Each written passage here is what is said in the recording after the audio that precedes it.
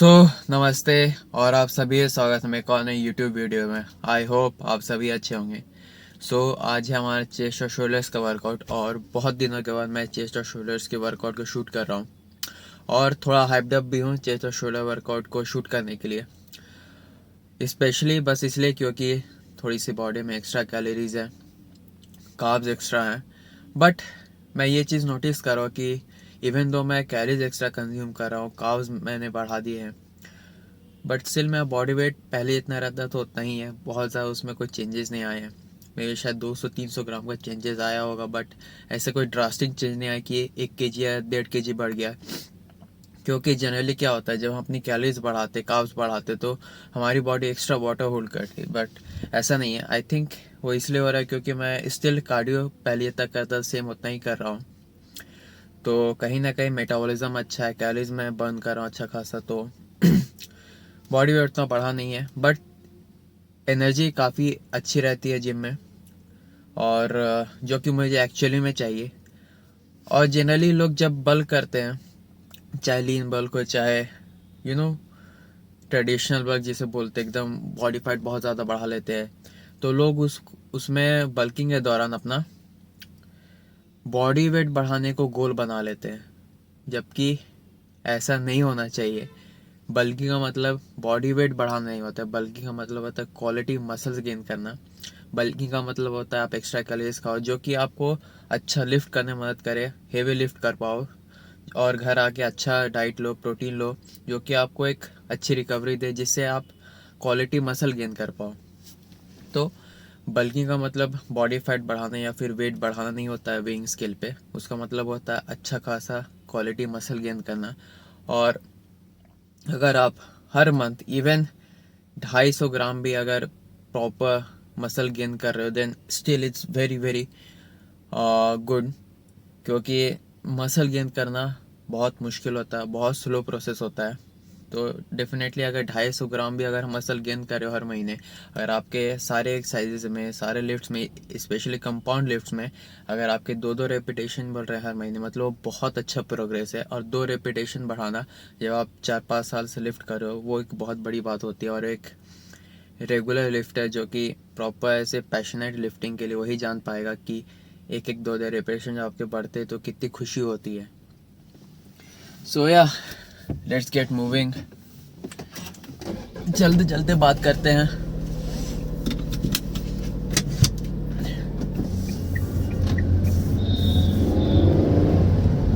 और जिस maturity level पे मैं अभी पहुंचा हूँ जिम के पर्सपेक्टिव से, जैसे कि ईगो लिफ्टिंग नहीं करना और फूड वेक करके खाना, अपनी ट्रेनिंग को ट्रैक करना, ये सब जो एक इलाइट लिफ्टर की निशानी होती है, और वो कितना मैच्योर है हर चीज़ों को लेके। और अगर वो एक्स्ट्रा कैलोरीज कंज्यूम भी कर रहा है, बल्क भी कर रहा है, तो वो क्लीन फूड से कर रहा है, ना कि डर्टी बल्किंग कर रहा है। तो ये सब जो इलाइट लिफ्टर की पहचान ही है, जो मैच्योरिटी, ये काफ़ी टाइम के बाद आई है मुझ में। ऐसा नहीं है कि स्टार्टिंग के 1-1.5 साल बाद ही आ गई थी। 5-6 सालों से हालांकि मैं लिफ्टिंग कर रहा हूँ, बट यू कैन से कि 2020 के लास्ट में नवंबर-दिसंबर के आसपास से मैं सीरियस लिफ्टिंग कर रहा हूँ। जब लॉकडाउन ख़त्म हो गया तो उसके बाद से मैं सीरियस लिफ्टिंग कर रहा हूँ। उससे पहले भी करता था, बट वीक में भी शायद 4 दिन जाता था, और वो भी मतलब उतना फेलियर तक ट्रेन नहीं करता था, उतना सीरियसली ट्रेन नहीं करता था। और डाइट भी ऐसी थी कि अगर आज मन नहीं किया तो नहीं करता था। और मेरा गोल जो अभी है उस टाइम पे वैसा नहीं था कि I want to get aesthetic, मुझे मसल बिल्ड करना है, I want to stay lean. उस टाइम बस था कि हाँ चलो जिम जा रहा हूँ, थोड़े बहुत बाइसेप्स वगैरह हो गए, टी शर्ट फिट आ रही है, बस इतना ही था उस टाइम पे मेरा गोल। बट अब धीरे धीरे गोल भी चेंज हो गया है। साथ ही साथ जितना मैं पैशनेट था पहले, साथ ही साथ मैं पहले पैशनेट नहीं हुआ करता था इस चीज़ को लेके, बट अब पैशनेट हूँ। और जहाँ पे मैं पहले 3 से 4 दिन वर्कआउट करता था वीक में, अब वही हर दिन वर्कआउट करता हूँ, कोई भी रेस्ट डे नहीं। क्योंकि मुझे ऐसा लगता है कि रेस्ट डे देने की ज़रूरत नहीं है, आप कोई ना कोई एक्टिविटी कर सकते हो जिम में आके। और या चलते हैं, स्टार्ट करते हैं अपना आज का वर्कआउट।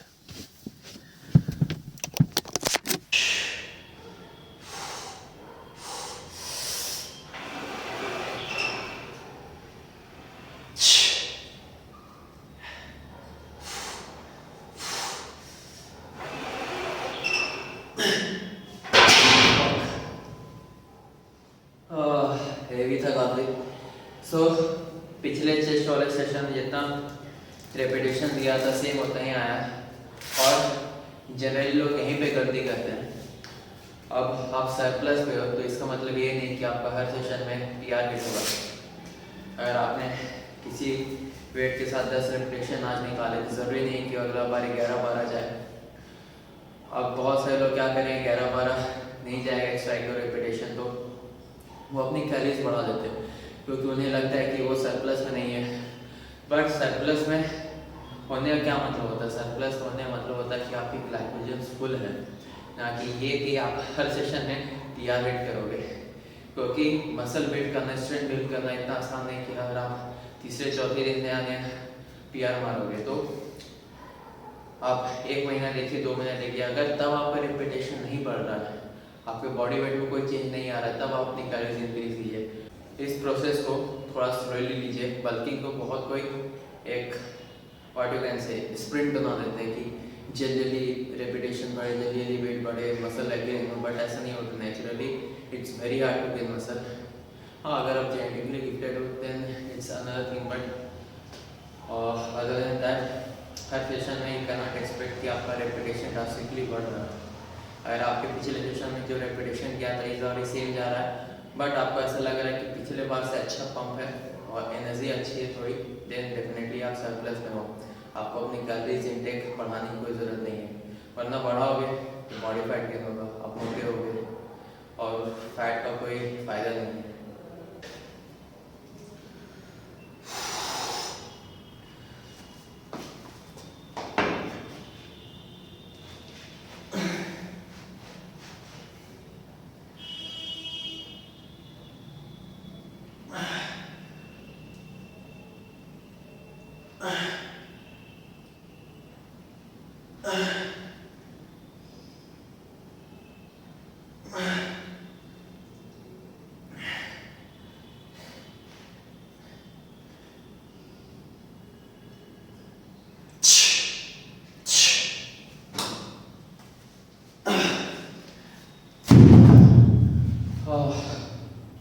Good set.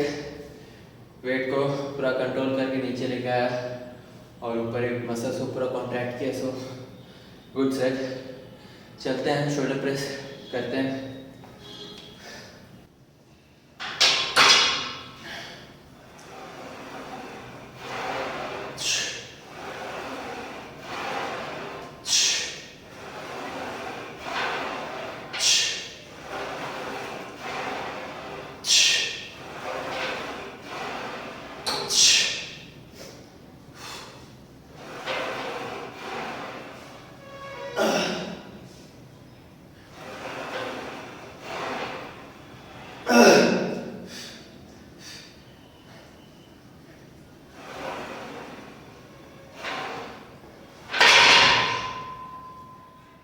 सेट के बीच में मच्छर परेशान कर रहा था।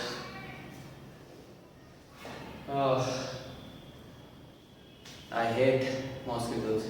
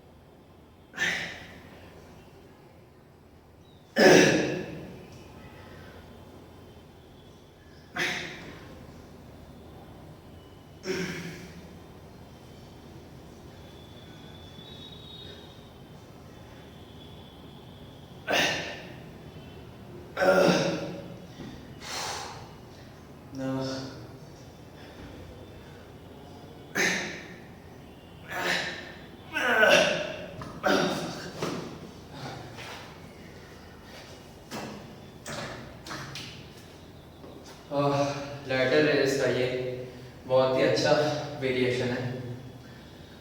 इसमें आप किसी भी तरह का मोमेंटम यूज़ नहीं कर सकते, आपके शोल्डर इन्वॉल्व होंगे इसमें और चीट करने का कोई भी ऑप्शन नहीं है। दोस्तों आप लोग ट्राई करके देख सकते हो। और पिछले 1 महीने से मैं इसी वेरिएशन को कर रहा हूँ लैटर रेस में और बहुत अच्छा पंप आता है। सो या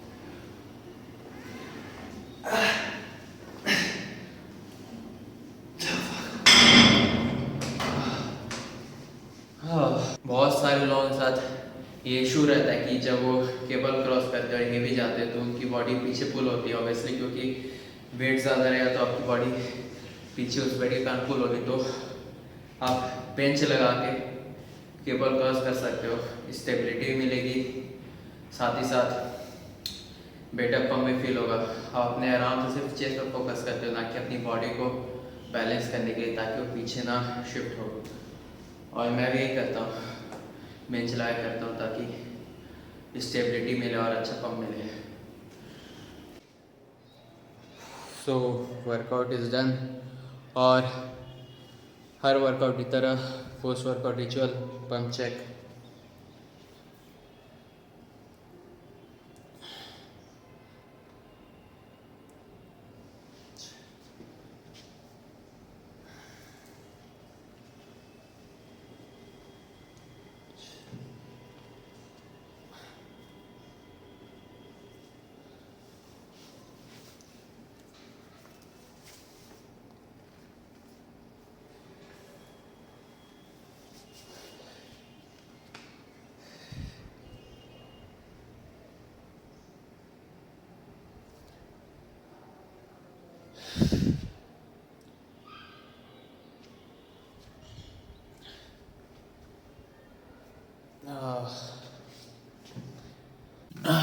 सो बहुत सारे लोगों के लिए जिम आना बस या तो सिर्फ एक नॉर्मल फिटनेस के लिए होता है, या फिर फैट लॉस के लिए, या फिर मसल गेनिंग के लिए। बट मेरे लिए जिम बहुत, व्हाट यू कैन से, एक मेरा एक पार्ट है वो।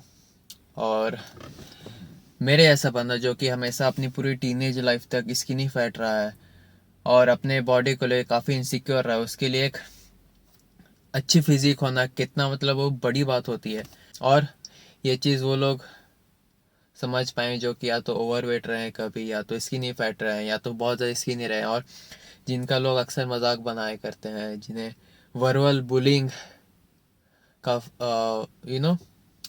वर्बल बुलिंग जिन्होंने फेस किया है मेरे जैसा बहुत टाइम तक, तो उनके लिए एक फिजिक उनकी कॉन्फिडेंस का, सेल्फ स्टीम का एक सोर्स होती है। तो अगर उनकी फिजिक ख़राब हो गई, लेट से कि मैंने अभी बॉडी बना, मेरी फिजिक ख़राब हो गई, तो जो कॉन्फिडेंस है, सेल्फ स्टीम है, वो भी कहीं ना कहीं मेरा ख़त्म होता है।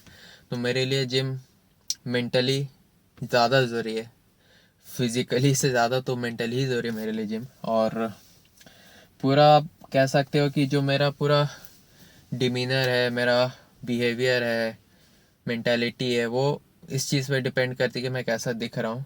मैं अगर लीन हूँ तो मैं कॉन्फिडेंट फील करूँगा, मैं अपने आप को उस हिसाब से कैरी करूँगा। अगर मैं बल्ड अप हूँ, मेरा बॉडी फैट ज़्यादा है, बट स्टिल मैं अगर टी शर्ट में ठीक दिख रहा हूँ, देन अगेन तभी मेरा कॉन्फिडेंस हाई रहेगा। बट अगर मैं काफ़ी स्किनी हो गया, मैंने मसल लूज़ कर दिया है, ऊपर से बॉडी फैट गेन कर लिया है, जो कि लॉकडाउन के टाइम में हुआ था, तो आई वॉज़ वेरी इरिटेबल उस टाइम पे, बहुत जल्दी इरिटेट हो जाता था और मेंटली हमेशा परेशान रहता था। क्योंकि जिस चीज़ के लिए आपने इतनी मेहनत की, एक तो सबसे पहले वो हो गया, दूसरा कि जिस चीज़ से आपको कॉन्फिडेंट फील होता था, आपका सेल्फ स्टीम डिपेंडेंट था, हर चीज़ मतलब उसके अलावा रिवॉल्व करती थी, वो चला गया। तो मेरे लिए gym is much more than getting big. और मैं अभी जैसा दिखता हूँ मिरर में, कभी कभी मुझे वो भरोसा नहीं होता है कि मैं एक्चुअली में ऐसा दिख रहा हूँ। जब मैं अपने आप को इमेजिन करता हूँ 6 साल पहले वाले वैभव को, तो कभी वो भरोसा ही नहीं हो पाता मुझे कि मैं ऐसा दिख रहा हूँ। तो it's like I am living a dream. और ड्रीम फिजिक तो मैंने अपनी बहुत पहले ही अचीव कर ली थी, जो कि मेरे स्टार्टिंग के टाइम में मेरी जो ड्रीम फिजिक थी। बट ऑब्वियसली जब आप धीरे धीरे और प्रोग्रेस करते हो तो आपका जो बार रहता है वो इंक्रीज़ होते रहता है, चाहे वो आपकी ड्रीम फिजिक का हो, स्ट्रेंथ का हो, मसल्स का हो। तो it goes same with me. जैसे जैसे आप मस्कुलर होगे तो आप चाहोगे कि आप और मस्कुलर हो, लीन होगे तो चाहोगे कि आप और लीन हो। बहुत सारे लोग जो कि शायद बचपन से हमेशा मतलब काइंड ऑफ फिट रहे, ना बहुत ज़्यादा स्किनी ना ओवरवेट, हमेशा फिट रहे, दे डोंट नो कि वो कितने ब्लेस्ड हैं, और वो कितने ब्लेस्ड हैं अगर आप ये चीज़ किसी स्किनी बंदे से या ओवरवेट बंदे से या स्किनी फैट बंदे से पूछोगे तो वो बताएगा आपको कि उसे क्या क्या चीज़ें फेस करनी पड़ी अपनी बॉडी को लेके। और मैं हमेशा ग्रेटफुल रहूँगा and I will always be proud कि मैंने कभी गिव अप नहीं किया और खुद को यहाँ तक लेके आया। सो या सो एनीवेज आज के इस वीडियो को रखते हैं यहीं तक। अगर वीडियो पसंद आए तो लाइक कर दिएगा, ज़्यादा अच्छा लगा हो तो डबल लाइक कर दिएगा। मिलता हूँ आप लोगों से अपनी अगली वीडियो में, तब तक के लिए signing off and take care.